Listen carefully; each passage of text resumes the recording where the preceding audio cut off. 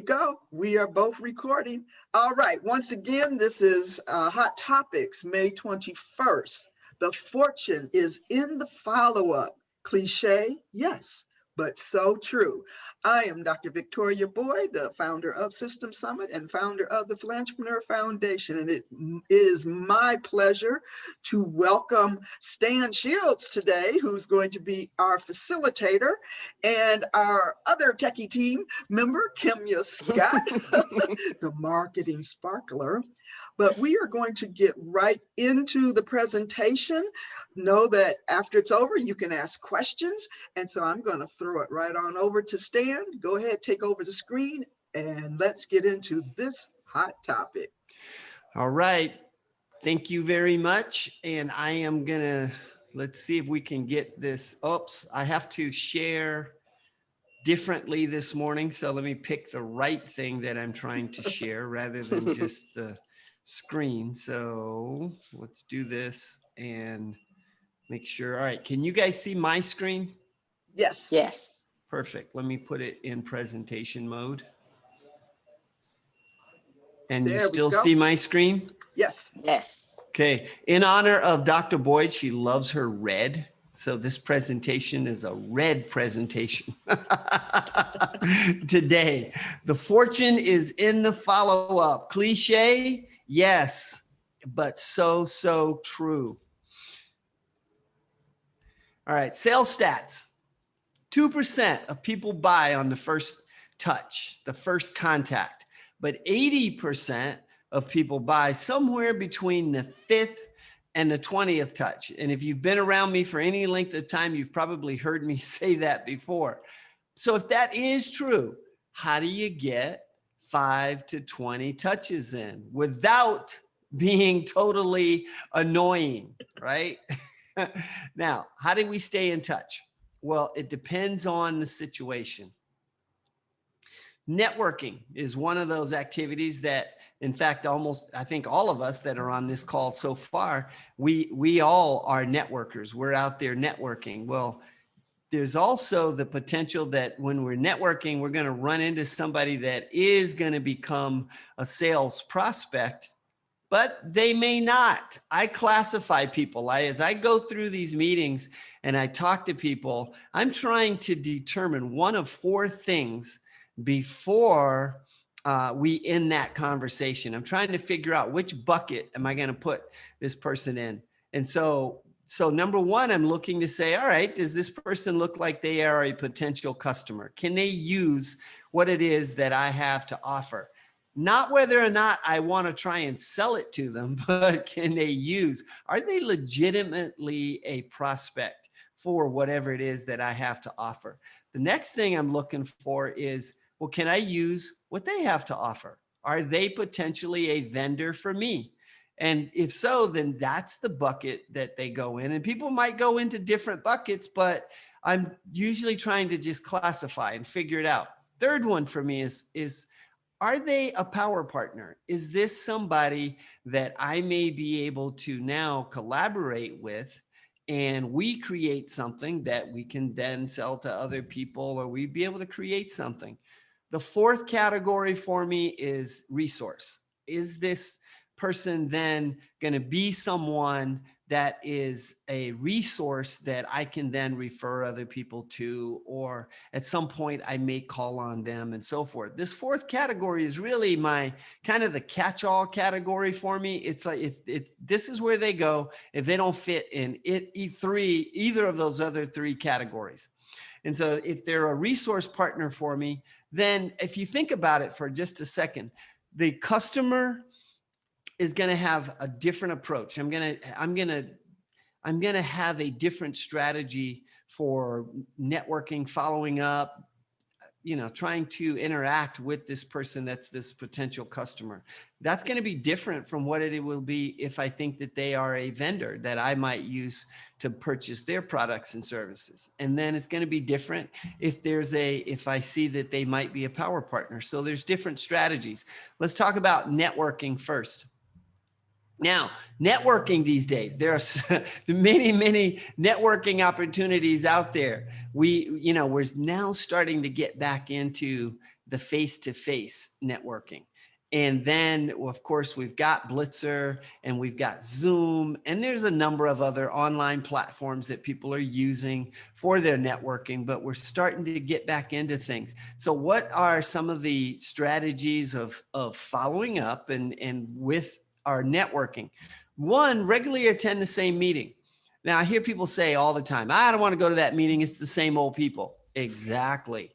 That's one of those things that is absolutely fantastic, is being able to go to a meeting and see the same people, so that now you get an opportunity to build the know, like, and trust factor by regularly going to the same meeting and then having some experiences with people in those meetings. So it's a really good thing to actually be able to attend that same meeting. And then one-to-one. So whether it's coffee or whether you are just doing a one-to-one on Zoom or something along those lines, then that's a great opportunity to follow up with people as well.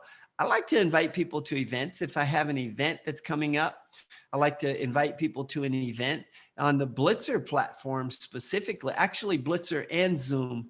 One of the things that I regularly do is, as I meet people, I invite them to come join me on my Blitzer event, or I invite them to come join me over on a Zoom networking event or something. I will constantly invite people to come and join so that we can continue to stay in touch. And then, of course, we've got social media. Well, social media takes on a few different faces. I mean, so whether it's Facebook, Instagram, TikTok, whatever, you name it. LinkedIn is another option there. And I don't put LinkedIn under the networking category, but it is, different people will argue different as to, is LinkedIn social media? What is it? I don't know, but either way, I put it in there. And then we have email, which is going to be another option for us. And then, of course, text messaging and YouTube. Now, and last one, postcards, greeting cards, following up with something that's actually written. I mean, that kind of stuff never really 100% went away, but it also seems to be making a comeback. It's coming back. And so I look at it, I say, go, just get involved, right? How can you get involved? And that way you stay in front of people all the time and you continue to build that relationship. So said, what do I do? Well, first step for me is going to that same meeting. It's inviting people. I pretty much always throw out a, hey, let's do a one-to-one, right? Because that way we get a little bit more time to actually talk and get to know each other a little bit better, and then figure out what's your strategy, where you're going from that point. It's almost always email. There's usually almost always an email follow-up in there, and me inviting people to an event. And of course, my emails will invite them over to social media much more so than me personally. I have TikTok crossed off because I'm not on TikTok yet, right? But it's one of those that, as we get to the end, I'd love to hear from people in terms of whether or not others are using TikTok. I'll tell you, one of the things that I saw that I was surprised about with TikTok is that it is, well, they have a director for business operations with TikTok of bringing on advertisers, bringing on marketers for business in a variety of businesses. And so they really are making a big push for a business focus. LinkedIn, of course, I will typically then connect with people there. All right, let's talk about from a sales environment then. If it's a sales prospect, well, then we're going to have pretty much all of those same methods, but maybe even adding some more. But we're going to actually take a more intentional or maybe a more formal approach to now staying in touch, because now there's potential dollars on the line, right? And then we're going to start to use things like, pipeline software, CRM systems, something that helps us know where this person is in our sales pipeline, if we truly think that this person is a potential customer then. And then, of course, tracking the contacts and so forth. That's one of those things that we then helps us to be much more strategic. with how we're following up and what we're doing. Now, there's one sales stats out there that says it takes an average of 18 calls to connect with a buyer. And some of us can relate to that. If you try and calling on people, especially from a corporate sales standpoint, that calling on people over and over and over again and maybe not getting there, but it does take a lot of follow-up calls. So what's the cost of not following up? I found this in this example and I thought I'd share it, because to me it was an eye opener. And one of the organizations I'm doing some work with is a copier company that does a lot of outbound calling, and the strategy of what list you call from and how often do you call them and all of that is what made this really jump out for me.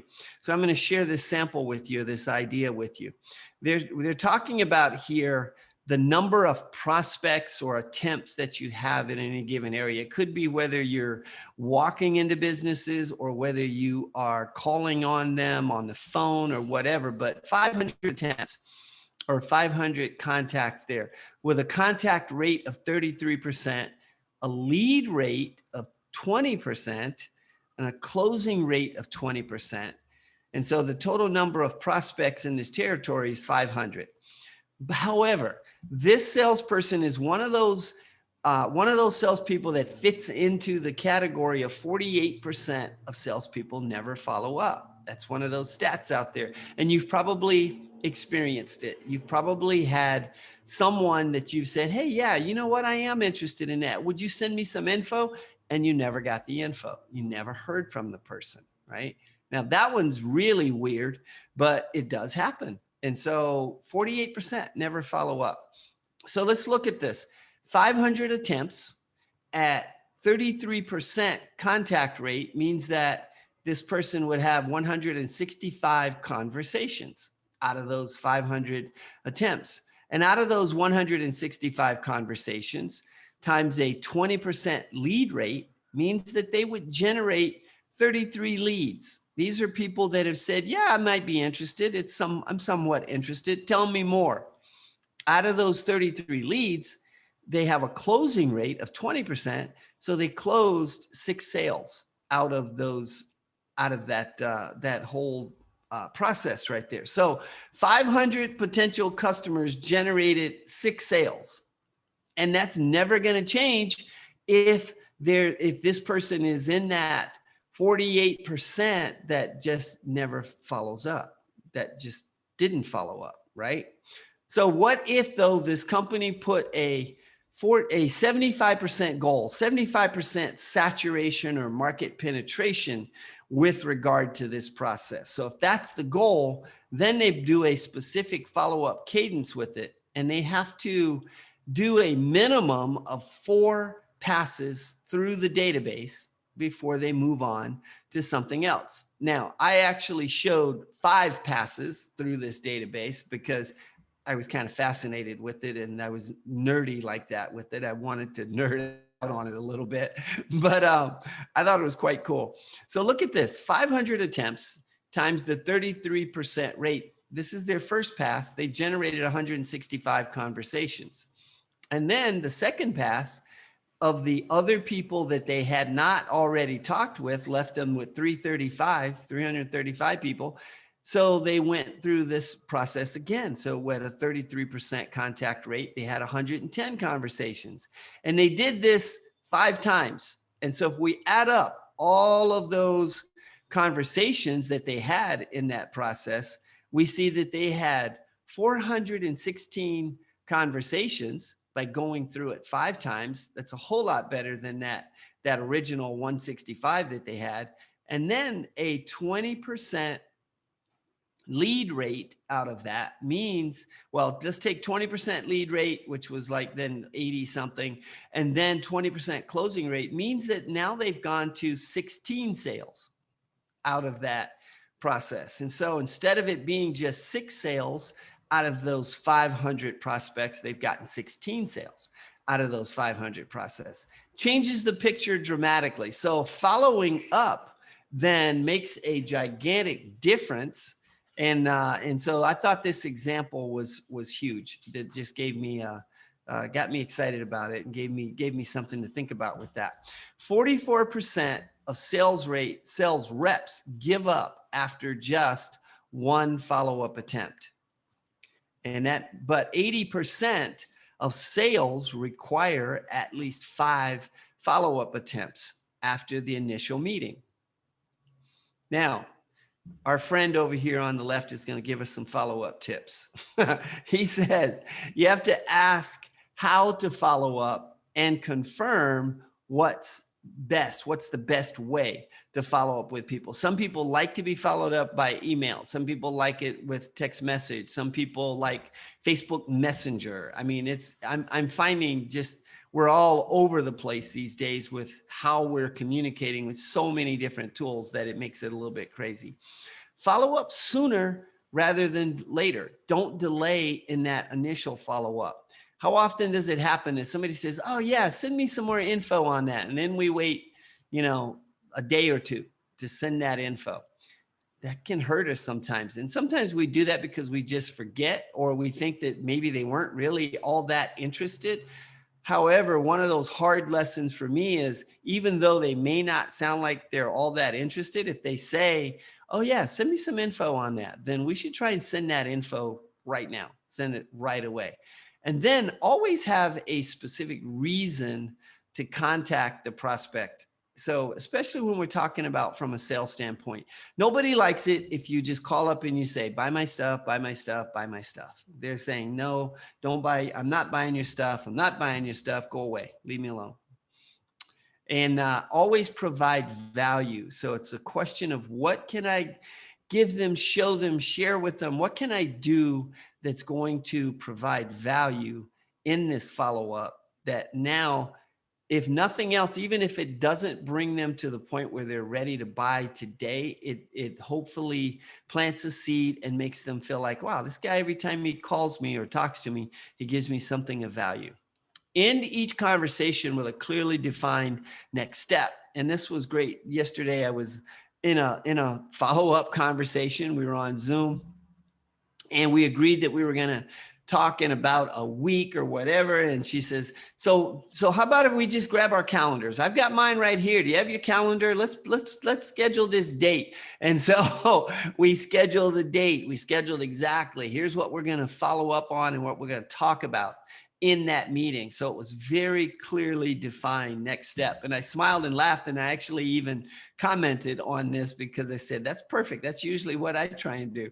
So, and then never just follow up to check in or touch base. It's almost a kiss of death. I should have put that in red and in bigger letters on there. So, and how often have we heard ourselves saying that? So we have to really try and be more creative and come up with something that will be useful in it versus, hey, I'm just checking in just to see how you're doing.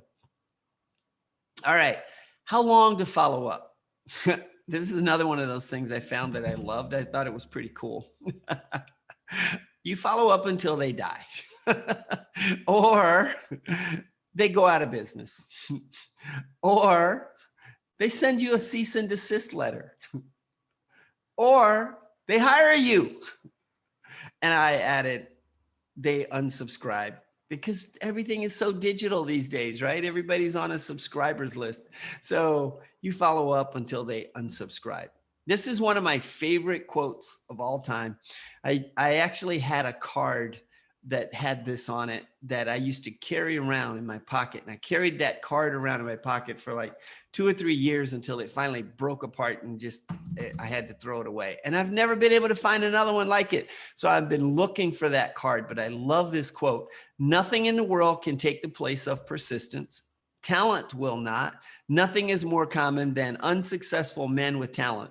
Genius will not. Unrewarded genius is almost a proverb. Education will not. The world is full of educated derelicts. Persistence and determination alone are omnipotent. The slogan, press on, has solved and always will solve the problems of the human race. Calvin Coolidge. So I love that quote.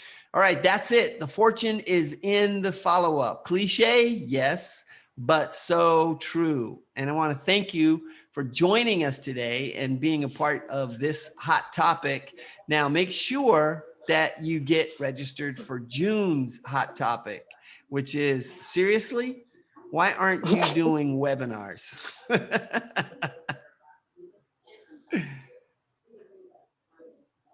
All right. Oh, you're muted, Dr. Boyd. Talking then. Okay, now, do we have any questions from our participants or our audience here? Would love to hear any thoughts, ideas, or comments on the presentation. Any, if you know how to raise your hand. So it must have been so Wave. fantastic. We have no question. Okay, is that Donna Donna's does. hand up? There we go. Not a question. I just think it's hysterical that we're doing it till they die. I love that one, Stan. It's just like, since yesterday, when you said that yesterday, it was in my head and I was laughing. I like that because you got to have a little fun with this as you're working your way through. Otherwise, it gets so tedious. So I liked that I was going to keep going no matter what. Even if they're dying, I'm going to get to them. So That's right. That's right. You just keep following up until they tell you to stop following up, right? And I'm just going to make a quick note that, you know, a lot of your strategies can be automated. And so it's not as if you have to think about it, put it on your personal account. Once you get them into a database, it's called your automation flow. So maybe that's something they want to do a one-on-one with you later, Stan, to learn about how to really automate some of this stuff. In terms of a marketing platform, this is where you really can push your brand. Maybe Kimya wants to highlight or at least talk about a little bit of your marketing and branding through follow-up. Got any thoughts, Kimya, out there? Definitely. It depends on how you are making connections with people. I think it is important to, like Stan mentioned, have a strategy in place. So you can follow up with people and they're not on your list and you can automate those emails, or you can follow up with people and ask them if they want to subscribe to a list or if you have something to offer them. You know, for example, if you're on a Blitzer, oh, I have an ebook that's perfect for what you're looking for. You know, opt in on this page, I'll send you the link and then I'll send you the ebook and you can follow up with that way. But those are two ways, like you said, from a marketing and branding perspective, there's two different ways you can follow up with people. So the easiest way is if you have something to offer and you can send them to a page to subscribe for something, because that's where your really marketing automations can really come into play, and you don't have to figure out how to follow up because you would naturally have a certain sequence. But also, I love the statistical breakdown of how many calls it takes with percentages of follow-ups. That is so important, and I think that is so often overlooked. People don't realize how many connections you have to make with people. They don't realize if you're starting, you know, from networking with 500 people, okay, how many people are you following up with, what the percentages are, and then every touch point, most often the follow-up takes certain percentages. So by the time you're at like round 3 of following up, people aren't doing that. They just are not following up. So I really love that part where you break it down. If you're trying to get this many sales, you have to start with this many people and then continue the connections. And it really is, you know, a matter of quantifying what you're actually doing, because oftentimes we think we're doing more than we are. And I say that often, it's myself included. When you start writing down, okay, I met 20 people at this event and I want to follow up with 15 of them. Did you follow up? Like Stan said, follow up right away. Don't be afraid to follow up. Figure out how to follow up. And I also love like the buckets for, I was like, oh, I need to remember that. Putting people in buckets, because that really helps you figure out how to connect with them in the future. Because, you know, oftentimes we network and we just look at, oh, everybody's a prospective client, when in fact they are not. They're people, everybody has different uses in your network. And if you look at everybody as a client, you miss out on opportunities because you're so busy trying to sell. So I thought that was so, I thought that was really such a valid point and a critical point to mention. It was like, yeah, that is I never wrote it down, but when he's saying it, I'm like, yeah, that is kind of my thought process. No, they're probably not a good client, but they are a good resource, or I want to Mhm. buy something from them. So I thought that was, so important. A lot of great points. Um, so I didn't have any questions. I'm just like, yeah, that's cool. Yeah. Well, you Those know, nuggets were dropped in. Those nuggets were dropped in. Yes. Absolutely. And Yes. and in order to get you, it struck me. In order to get 165 follow-up conversions or conversations, Mm-hmm. you can't do that. So just defining what a conversation is, Mm-hmm. it could be via email. It could Mm-hmm. be via text. Those are lumped under the umbrella of conversation. What it's doing is keeping your brand, your name front of mind. And Mm-hmm. that equals a conversation. It's not, Mm-hmm. always that one-on-one Zoom. It's how can you Mm-hmm. keep your brand in front of them? Mm-hmm. Any more comments, Stan? well, what I was going to say is that from an automation standpoint, I mean, you know that there's a ton of it that's automated from my standpoint, but one thing that I'm really particular about not doing is meeting somebody at a networking meeting, taking their business card and entering it into my newsletter or the Mm-hmm. database to just start blasting them with a bunch of those messages. What I try and do is invite people somehow to connect with me so that they are entering their information into my database, and Mm-hmm. then they will start to get information from me. But and I'm picky about how I typically do that.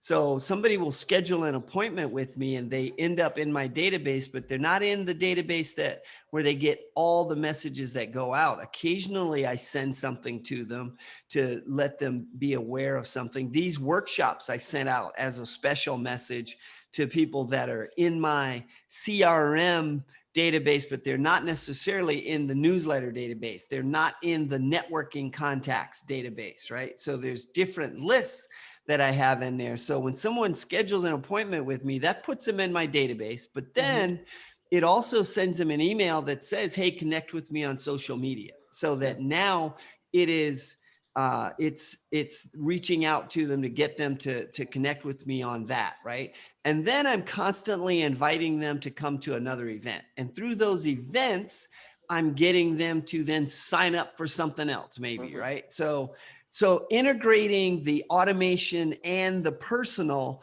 I think, is important to Yeah, do that, so that you're not just blasting people with a yeah. bunch of, I mean, I've got some people that send me emails every day, and it's like multiple emails every day. And I put a filter on my computer that makes them go to a box so I don't have to see them Mm-hmm. every single time. And then I'll go scan to see, all right, is there anything in there that's useful that I want?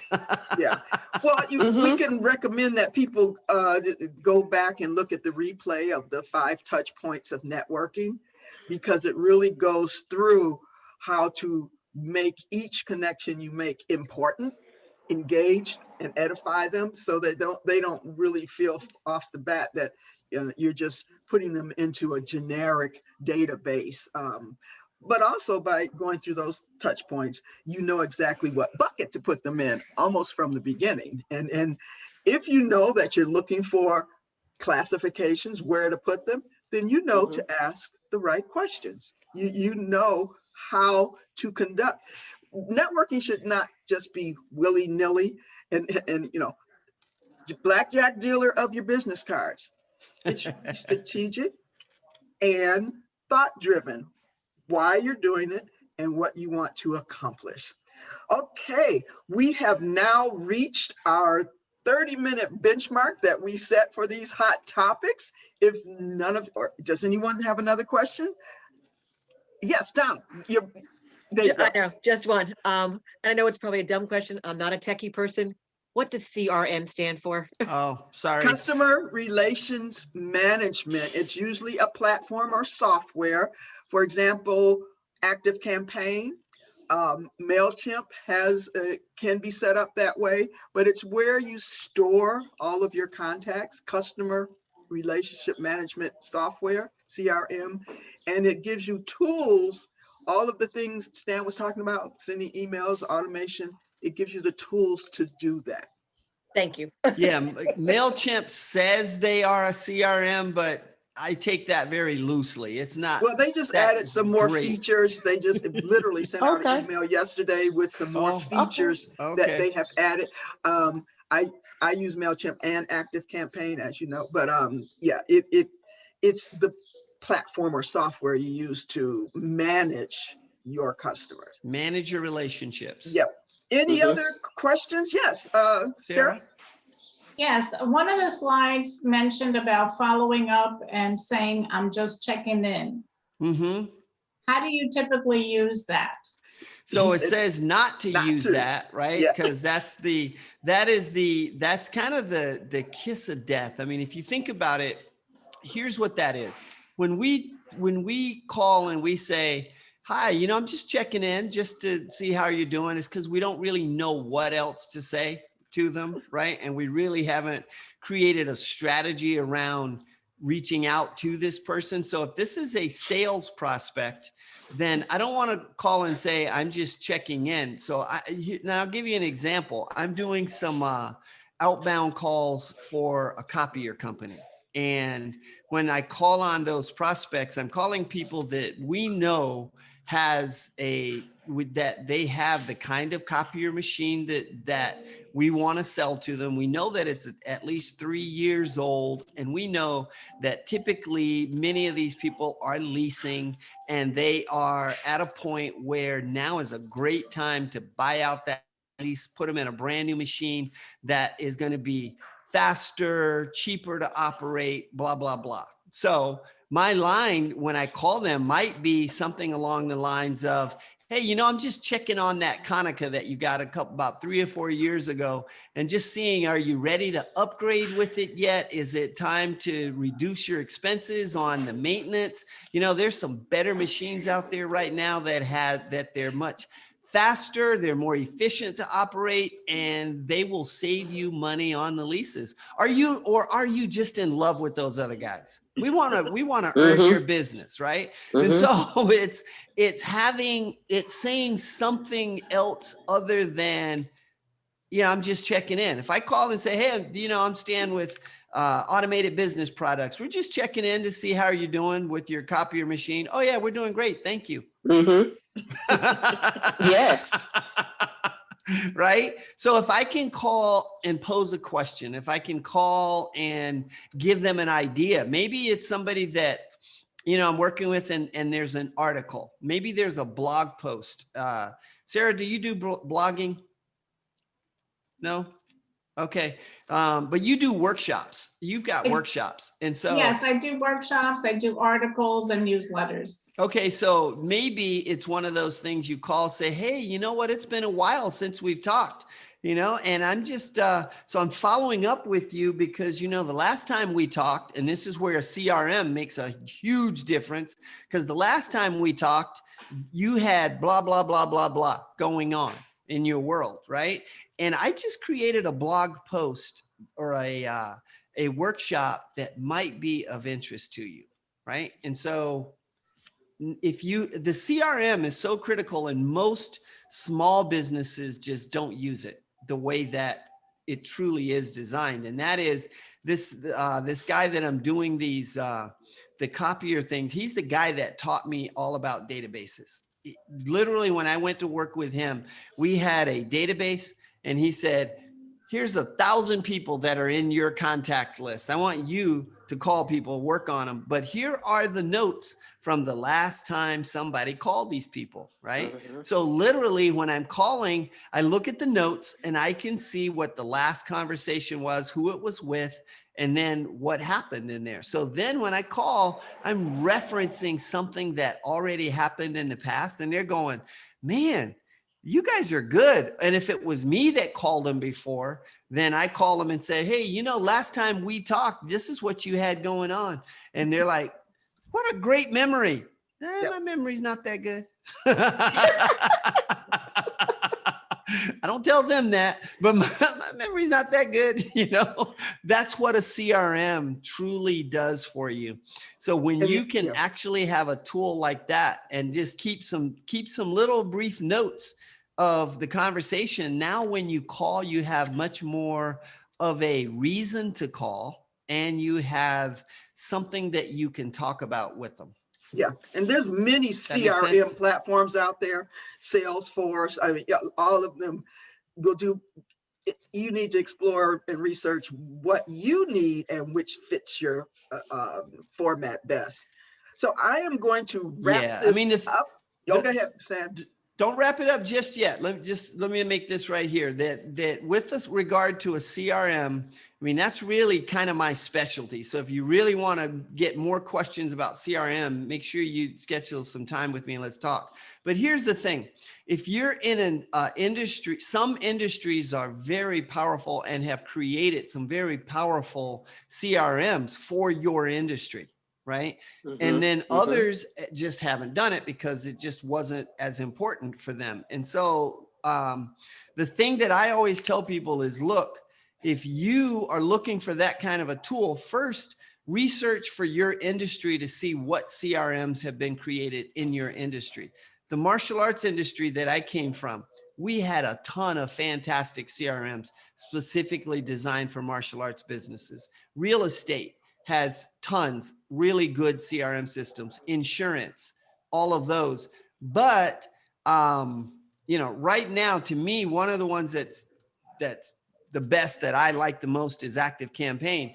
However, I always say, look at your specific industry first and see what's out there. Because quite often there's some that are available. The real estate industry has one available $20 a month, $21 a month, something like that. Very inexpensive, great CRM, right? So look for those. All right. So I know Dr. Boyd's got to go. And No, it's just that we All right, promised that thanks, these guys. will be short and sweet, and it's a hot topic, and Yeah. we definitely have. Yeah, but we're having good conversations today. Yeah. Any last questions? Just raise your hand or let me know. All right. I want to thank everyone for showing up live today. Just as you see, you're able to ask live questions and get a direct answer when you show up. That's calling showing up and being present. But we thank you. Our next hot topic is why? Oh, seriously? Why aren't you doing webinars? And I'll be the presenter. Webinars are so valuable now, especially in this promoted digital age. And so with that, this is Dr. Victoria Boyd, along with Kimya Scott and Stan Shields, and we are signing off for this hot topic.